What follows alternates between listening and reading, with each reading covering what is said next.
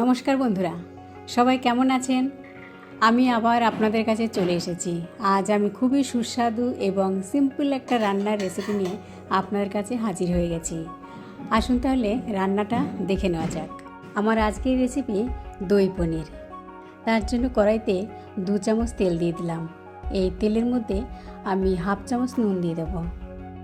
আর তেলটা গরম হলে গ্যাসের ফ্লেমটাকে কমিয়ে দেব। তারপর পনিরটাকে ভেজে নেব। আমি পনিরটা এইভাবে পিস করে কেটে নিয়েছি। আপনারা চাইলে ছোট কিংবা বড় করেও কেটে নিতে পারেন। হালকা ব্রাউন কালার হওয়া পর্যন্ত পনিরটাকে ভেজে নেব। এবার পনিরটাকে আমি তুলে দিচ্ছি। এরপর 2 শুকনো লঙ্কা ও তেজপাতা 10 থেকে 15 সেকেন্ড মতন ভেজে নেব। তারপর গোটা গরম মশলা দিয়ে দেব।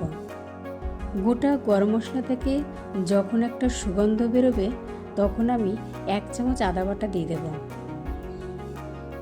আর আদা বাটাটা দিয়ে সামান্য পরিমাণে একটু জল দিয়ে দেব, যাতে আদাটা পুড়ে না যায়। 2 চামচ মতন কাজু বাটা দিয়ে দেব। সরি, আমার ক্যামেরাটা বন্ধ হয়ে গেছিল, তাই দেখাতে পারলাম না। এবার হাফ চামচ হলুদ গুঁড়ো, স্বাদ অনুসারে নুন, হাফ চামচ লঙ্কার গুঁড়ো আর 1 চামচ কাশ্মীরি লঙ্কার গুঁড়ো দিয়ে দিলাম। সমস্ত কিছু ভালোভাবে মিশিয়ে নেব। আর গ্যাসের ফ্লেমটাকে মিডিয়ামে করে রাখবো, যাতে মশলাগুলো লেগে না যায়। এরপর এর মধ্যে আমি হাফ চামচ মতন চিনি দিয়ে দেব।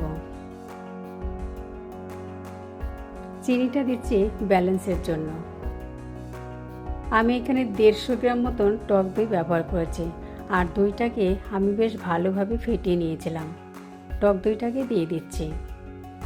আর বাটি ধোয়া 1 বাটি জলও দিয়ে দেব। এবার গ্যাসের ফ্লেমটাকে বাড়িয়ে দেব। যারা আমার চ্যানেলটাকে এখনও পর্যন্ত সাবস্ক্রাইব করেনি তাদেরকে অনুরোধ করব আমার চ্যানেলটাকে সাবস্ক্রাইব করে নেওয়ার জন্য, যাতে নতুন নতুন রান্না আপডেট করার সঙ্গে সঙ্গে আপনাদের কাছে নোটিফিকেশান পৌঁছে যায়। এবার ভেজে রাখা পনিরগুলোকে দিয়ে দিলাম।